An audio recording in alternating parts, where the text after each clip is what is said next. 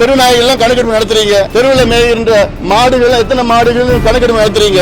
ஏன் தேர்தலுக்கு நீங்க கணக்கு நடத்துறீங்கல்ல, எந்த வீட்டுல எவ்வளவு காசு கொடுக்கணும், எந்த ஓட்டு இருக்குது, எந்த ஜாதி ஓட்டு இருக்குது, எல்லாம் கணக்கெடுப்பு தேர்தலுக்காக நடத்துறீங்களே. படிப்புக்காக நடத்த மாட்டீங்க, வேலைக்காக நடத்த மாட்டீங்க, சமூக நீதிக்காக நடத்த மாட்டீங்க. அதி புத்திசாலிங்க. திமுகவில் நாங்க சென்சஸ் மத்திய அரசு நடத்தணும். நாங்க சென்சஸ் கேட்கலைங்க, சர்வே தான் கேட்கிறோம். அத்திக்கிறவு திட்டத்தை அதிமுக அத்திக்கிறவு நாயகன் சொல்லி எடப்பாடி முன்னிறுத்திட்டு இருக்காரு. திட்டமே தோல்வி அடைஞ்சிருக்குன்னு சொல்லும்போது நேரடியா அதிமுக தாக்குறீங்களா? நீங்க தனியா கட்சி ஆரம்பிச்சுக்கிட்டு பாமக என்னோட அப்படின்னு கேட்கறது உங்க மேலான குற்றச்சாட்டு. வருகின்ற பறவைகள் எல்லாம் கணக்கெடுக்கிறீங்க. ரஷ்யால இருந்து வருதா, சைனால இருந்து வருதா, எங்க இருந்து வருதுன்னு. தெருவில் இருக்கிற நாய்கள்லாம் தெரு நாய்கள்லாம் கணக்கெடுப்பு நடத்துறீங்க. தெருவில் மேய்கின்ற மாடுகள் எத்தனை மாடுகள் கணக்கெடுப்பு நடத்துறீங்க. ஏன் தேர்தலுக்கு நீங்க கணக்கு நடத்துறீங்கல்ல, எந்த வீட்டுல எவ்வளவு காசு கொடுக்கணும், எந்த ஓட்டு இருக்குது, எந்த ஜாதி ஓட்டு இருக்குது, எல்லாம் கணக்கெடுப்பு தேர்தலுக்காக நடத்துறீங்களே. படிப்புக்காக நடத்த மாட்டீங்க, வேலைக்காக நடத்த மாட்டீங்க, சமூக நீதிக்காக நடத்த மாட்டீங்க. என்ன தயக்கம், என்ன உங்களுக்கு? எல்லாம் நிதி இருக்குது, ஆதாரம் இருக்குது, அதிகாரிகள் இருக்கிறாங்க, சட்டம் இருக்குது. இந்தியன் ஸ்டாட்டிஸ்டிக் ஆக்ட் 2008 படி நாங்க சென்சஸ் கேட்கல, சர்வே கேட்கிறோம்.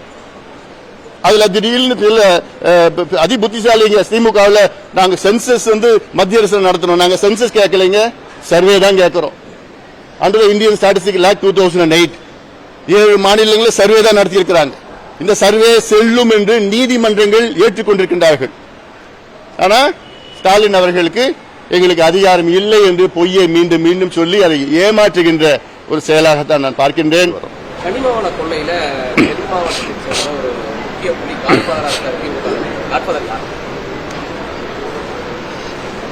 அப்பாவியா ஒருத்தர் இருக்கிறாரு. அவர் பார்த்தா அப்பாவி மாதிரி தெரியும். ஆனாலும் அது இருக்காங்க. கொஞ்ச நாள் போட்டு நாங்களே வெளியில சொல்ல போறோம். நாங்க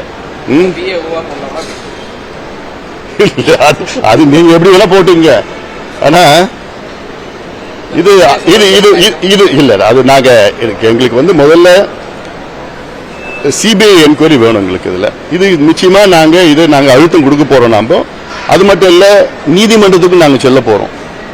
ஏன்னா இதெல்லாம் இதுக்கு முன்பே இருக்கிற கடந்த காலத்தில் எத்தனையோ அங்கே முறைகேடுகள் நடந்திருக்கிறது. அதுல எவ்வளவு சொல்லியோ எவ்வளவு போராட்டம் நடத்தியோ அவருடைய அந்த காட்ஃபாதருடைய குடும்பம் அங்கதான் ஆதிக்கம் அந்த பகுதியில்.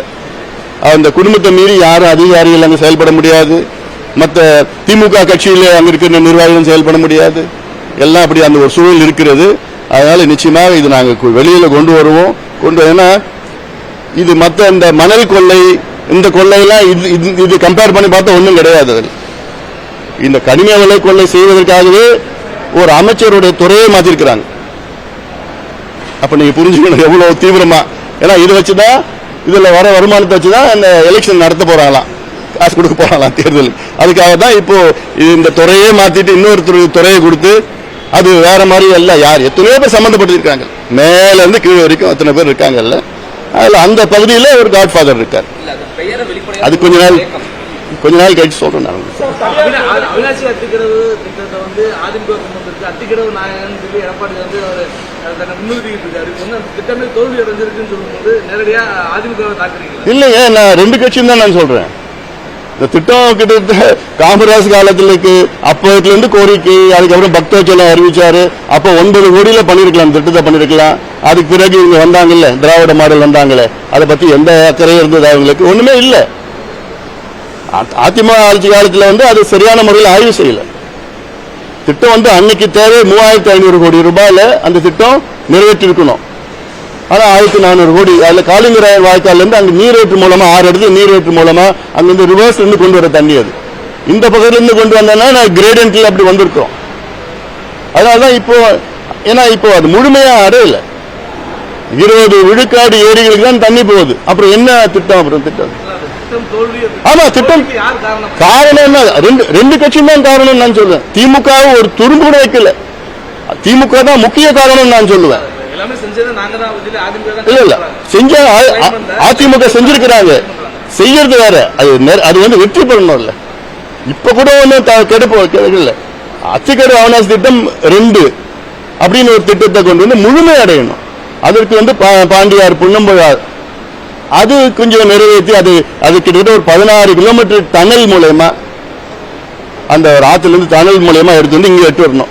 இப்ப தொழில்நுட்பங்கள்லாம் இப்போ ஜம்மு காஷ்மீர் போங்க, 40 கிலோமீட்டர் டனல், 50 கிலோமீட்டர் டனல், எவ்வளவு தொழில்நுட்பங்கள் இருக்கு. தண்ணீருக்காக என்ன வேணா செஞ்சுட்டு போலாம். ஆனா அந்த தண்ணி வந்து அந்த பக்கம் கேரளாவுக்கு போய் வீணா கடலுக்கு போயிட்டு இருக்கு. அந்த கேரளா அந்த தண்ணியை பயன்படுத்துவது கிடையாது. அதுல கிட்டத்தட்ட ஒரு 200 மெகாவாட் மின்சாரம் தயாரிக்கலாம்.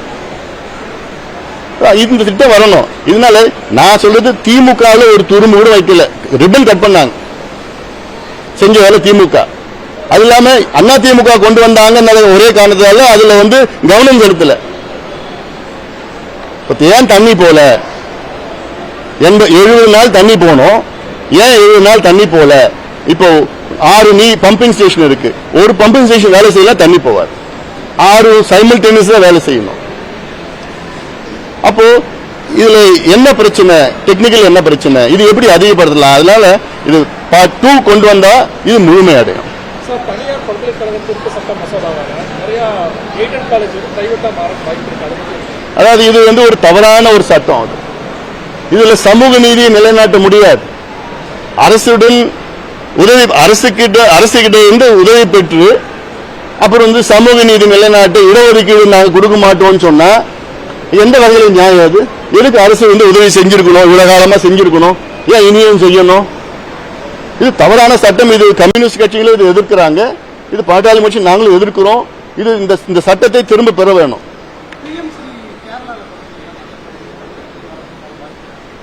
அது நீங்க இந்த கேள்வி முதலமைச்சர்கிட்ட கேளுங்க. சாதி கணக்கெடுப்பு வேண்டும், சாதி வரி கணக்கெடுப்பு வேண்டும். ஆனா இப்ப வந்து பாத்தீங்கன்னா ஜென்சி தலைமுறைகள் வந்து தாலி வந்து முக்கியம் இல்லை, அதை தாண்டி பாத்தீங்கன்னா ஆணவ படுகொலை செய்யக்கூடிய 2025 நடந்துட்டு இருக்கு. அப்படி இருக்கும்போது அந்த சமூகம் வந்து மோசமானது அப்படிங்கிற திரைப்படங்கள் இப்போது வந்துட்டு இருக்கு. இப்ப அண்மையில வந்து டியூட்டா இருக்கட்டும், பைசனா இருக்கட்டும், இவங்கெல்லாம் வந்து சாதியை பத்தி பேசுறாங்க. இந்த திரைப்படங்கள் பேசுறது நீங்க எப்படி பாக்குறீங்க? அதாவது சாதியை பத்தி பேசினா போதாது, சாதியினால இருக்கின்ற ஏற்ற தாழ்வுகளை அதை அகற்ற வேண்டும் என்றால் இருக்கிற அதாவது பின்தங்கிய சமூகங்களுக்கு படிப்பும் வேலை வாய்ப்பும் கொடுத்தாதான் சாதி ஒழியும். சாதி ஒழியணும், அது எங்களுக்கு மாற்று கருத்து கிடையாது. சாதியால் வந்த வேற்றுமைகள் தான். அது எப்படி நீங்க போப்பீங்க? சினிமா பார்த்தா செஞ்சா சரியா போயிடுமா? இருக்கிற அந்த நீங்க சொல்ற அந்த அடித்தள மக்கள், ஒடுக்கப்பட்ட சமுதாய மக்களுக்கு கணக்கெடுப்பு நடத்தி அதுல யார் யார் சரியான முறையில் கல்வி இல்ல, யாருக்கு போகுது அதிகமா போகுது, யாருக்கு குறைவா போகுது, யாருக்கு சுத்தமா இல்ல, யாருக்கு வேலை வாய்ப்பு இல்ல, யாரு குடிசையில் இருக்கிறா, யாருக்கு வருமானம் 5000 ரூபாய் கம்மியா இருக்கு, இப்படி எல்லாம் கணக்கெடுப்பு நடத்தாதான் தெரியும்.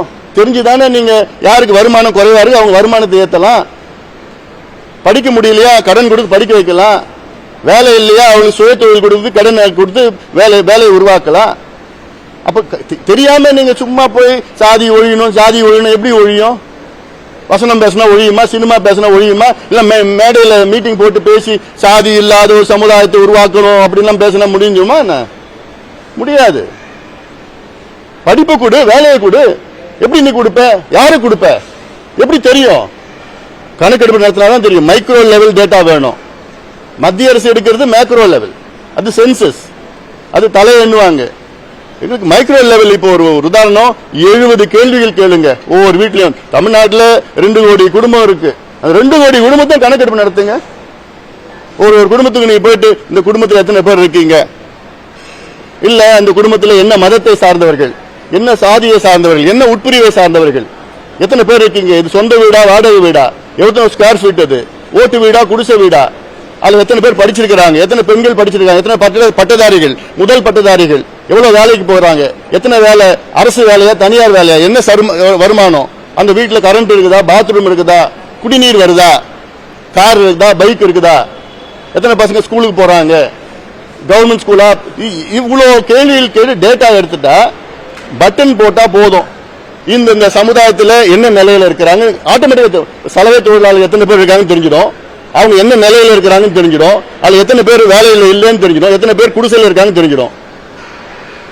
முடித்திருத்த சமுதாயம் வந்து எத்தனை பேர் இருக்காங்க கிளீனா பட்டன் நமக்கு தெரிஞ்சிடும். கம்ப்யூட்டர்ல எல்லாம் டேட்டா கொடுத்தீங்கன்னா போதும், அது தனித்தனியா பிரிச்சிடலாம்.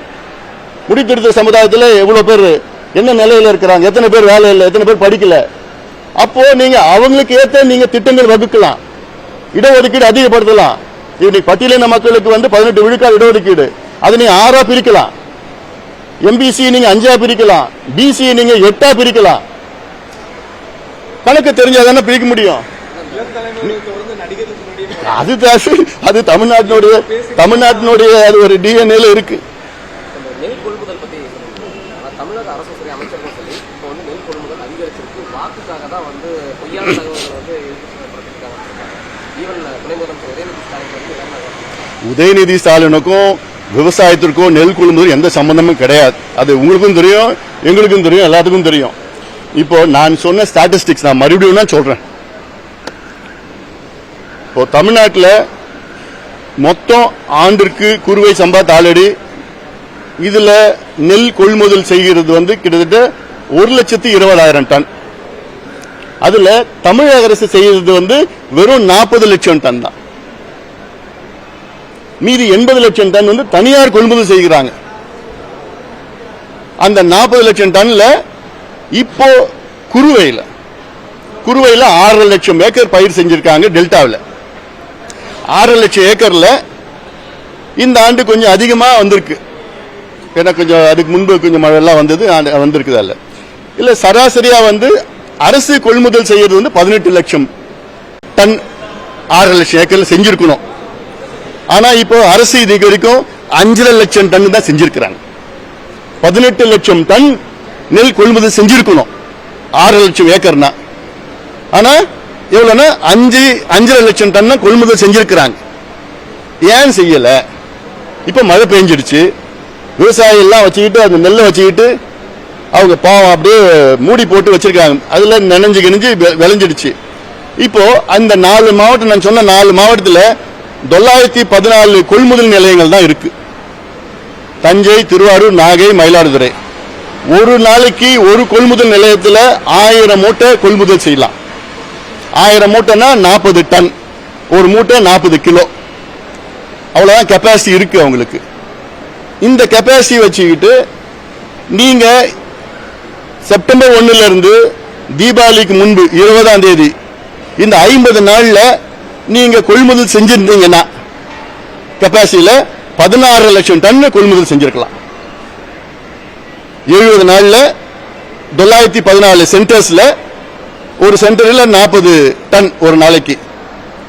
ஆனா செஞ்சது எவ்வளோ? வெறும் 5 லட்சம் டன் தான். அப்ப எந்த அடிப்படையில் நீங்க நாங்க எல்லாம் கொள்முதல் செஞ்சிட்டோம், விவசாயிகள் மகிழ்ச்சியா இருக்கிறாங்க, நாங்க அரசியல் பண்ணிட்டு இருக்கிறோம், எப்படி எந்த அடிப்படையில் நீங்க சொல்றீங்க? டேட்டா இருக்குது, ஸ்டாட்டிஸ்டிக் நீங்க கொடுத்த டேட்டா தான். உங்களுக்கு கொள்முதல் செய்யறதுக்கு துப்பு கிடையாது. ஏன் நான் கேட்கிறேன், நீ திராவிட மாடல் சொல்றீங்க, 67 ஆட்சியில் இருக்கிறீங்க, மாறி மாறி வந்திருக்கீங்க. ஏன் டெல்டாவில் அங்க நெல் விளையுதுன்னு தெரியும், ஒரு அடிப்படை கட்டுமானம் இவ்வளவு காலமா 60 ஆண்டு காலமா ஏன் நீங்க உருவாக்கல? சேமிப்பு கிடங்கு அது வேற, 510 சேமிப்பு கிடங்கு இருக்கு ஒட்டுமொத்த பகுதியில். அது பத்தல, போதல. இதுல என்னன்னா அந்த சேமிப்பு கிடங்குல கடந்த ஆண்டு அறுவடை செய்த 2 லட்சம் டன் நெல் அங்க இருக்கு. அப்போ நீங்க எங்க நீங்க எடுத்துட்டு போவீங்க? எங்க உங்களுக்கு கெப்பாசிட்டி இருக்கு? இந்த கெப்பாசிட்டியை நீங்க உருவாக்கல, ஏன் அதிகப்படுத்தல? இந்த நெல்லு காலகாலமா அங்க பயிரிடுறாங்க உங்களுக்கு தெரியுது. அது நீங்க இன்னும் நிறைய கெப்பாசிட்டி பில்டிங் பண்ணிருக்கணும் இல்ல? இன்னும் கிட்டத்தட்ட 2 லட்சம் டன் கெப்பாசிட்டியில 1 லட்சம் டன் கெப்பாசிட்டி உள்ள அந்த கிடங்குகள் நீங்க ஏற்பாடு பண்ணிருக்கலாம்ல? கொள்முதல் நிலையங்களும் அதிகப்படுத்திருக்கலாம்ல, வேகப்படுத்திருக்கலாம்ல? மழை வருதுன்னு தெரியுது, மழையில நனைஞ்சு போகும் தெரியுது. அப்போ it is a complete failure of the DMK government. இதுல நாங்க நம்ம அரசியல் பண்றோமா? நிச்சயமா வந்து அரசியல் பண்றாங்க. ஒரு நெல்லு கொள்முதல் செய்யறதுக்கு துப்பு இல்லாத திமுக அரசு வெக்கப்பட வேணும். அவங்க எல்லாம் விவசாயிகள் வயிற்றுல அடிச்சிட்டு இருக்கிறாங்க. அந்த பாவம் சும்மா விடாது. ஐயா மருத்துவர் ஐயா வந்து சுற்றுப்பயணம் புறப்பட்டிருக்காரு. கட்சி அப்படின்னு என்ன இரண்டு பிரிவாக தான் போயிட்டு இருக்காங்க. இது எங்கள் உட்கட்சி விவகாரம். இதை சொல்வதற்கு எதுவும் கிடையாது, எந்த கருத்தும் கிடையாது. சார், நீங்க தனியா கட்சி ஆரம்பிச்சுக்கிட்டு பாமக என்னோட அப்படின்னு இது எங்கள் உட்கட்சி விவகாரம். இந்த கருத்து சொல்வதற்கு எதுவும் இல்லை. இது எங்கள் உட்கட்சி விவகாரம். கருத்து சொல்வதற்கு எந்த உளவு பார்த்ததா அவர் குற்றம் சாட்டி நீங்க என்ன கேளுங்கன்னா கேளுங்க. இது எங்களோட உட்கட்சி விவகாரம். இப்போ அவருடைய இது விவகாரத்தில் வருமா எதுங்க ஒட்டு கேட்கறது வந்து உங்க மேலான குற்றச்சாட்டு. ஏங்க, இது எங்கள் உட்கட்சி விவகாரம். கருத்து சொல்வதற்கு எதுவும் கிடையாது. நேரம் வரும்போது சொல்லுவேன். அவருடைய சுற்றுப்பயணத்துல கட்சியினர் எல்லாம் கலந்துக்குவாங்களா, எப்படி எந்த அளவுக்கு இருக்கும்? அதான் நான் மறுபடியும் நீங்க என்ன கேள்வி கேட்டாலும் இதுதான் நான் சொல்ல போறேன். நானு மாஸ்டர் பிளான் சார், வெளியே பிரிஞ்ச மாதிரி இருந்துட்டு உள்ள இருந்து சேர்ந்து மாஸ்டர் பிளான். என்னம்மா உள்ள வந்து பிரிஞ்ச மாதிரி காமிச்சுக்கிட்டு நன்றிப்பா, நன்றி.